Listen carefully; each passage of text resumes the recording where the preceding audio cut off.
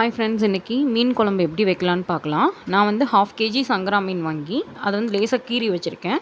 குழம்புல நல்லா சாறு இறங்கும். இதை நான் க்ளீன் பண்ணி வச்சுருக்கேன். இப்போ ஒரு 8 டேபிள் ஸ்பூன் நல்லெண்ணெயை ஒரு வடை சட்டியில் காய வச்சுருக்கேன்.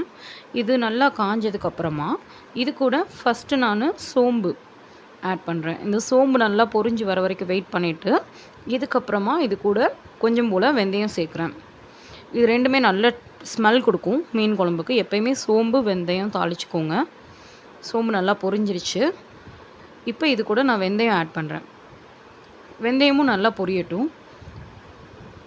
எஸ், இப்போ நல்லா பொரிஞ்சிருச்சு. இது கூட இப்போ வந்துட்டு கருவேப்பிலை கொஞ்சம் போல், கருவேப்பிலையும் பொரிஞ்சிருச்சு. இப்போ இது கூட ஒரே ஒரு பச்சை மிளகா காரத்துக்காகவும் வாசத்துக்காகவும் சேர்க்குறேன் நான்.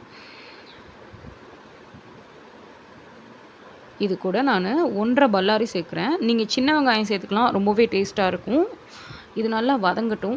வெங்காயம் நல்லா ஒரு மாதிரி நல்ல ப்ரௌன் கலரில் வதங்கினதுக்கப்புறமா நான் வந்து 4 தக்காளி வச்சுருக்கேன், கட் பண்ணி வச்சுருக்கேன். இந்த 4 தக்காளியும் சேர்த்துட்றேன் நான் அது கூட. இப்போ இது நல்லா வதங்கட்டும். ஒரு 10 மினிட்ஸ் வேகட்டும். நல்லா அதுக்குள்ளே நம்ம இந்த பக்கமாக புளி, நான் ஒரு 1.5 எலுமிச்சம்பழம் சைஸில் புளி ஊற போட்டு அந்த தண்ணி எடுத்து வச்சுருக்கேன். இப்போ இது கூட நம்ம வீட்டில் சாதாரணமாக புளி குழம்புக்கெலாம் யூஸ் பண்ணுவோம் இல்லையா, அந்த பவுடர் 6 டேபிள் ஸ்பூன் சேர்க்குறேன். அப்புறம் இந்த குழம்புக்கு மீனுக்கு மசாலாவுக்கு தேவையான அளவு உப்பு. இதை நல்லா கரைச்சி வச்சுக்கிறேன் நான். நல்லா கரைச்சிக்கோங்க, கட்டி இல்லாமல் நல்லா கரைச்சிக்கிட்டேன். ஓகே, இப்போ இந்த டைமுக்குள்ளே ஒரு 10 மினிட்ஸில் இது நல்லா சுருண்டுருச்சு.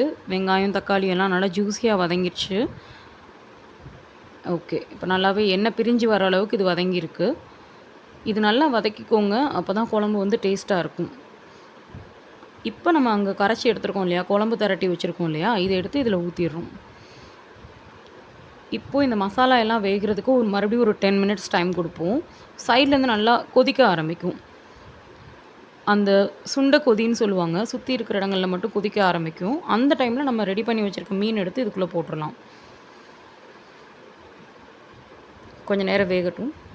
இதோ இப்போ கொதி வந்துருச்சு. இப்போ நம்ம மீன் இதில் சேர்த்துடலாம்.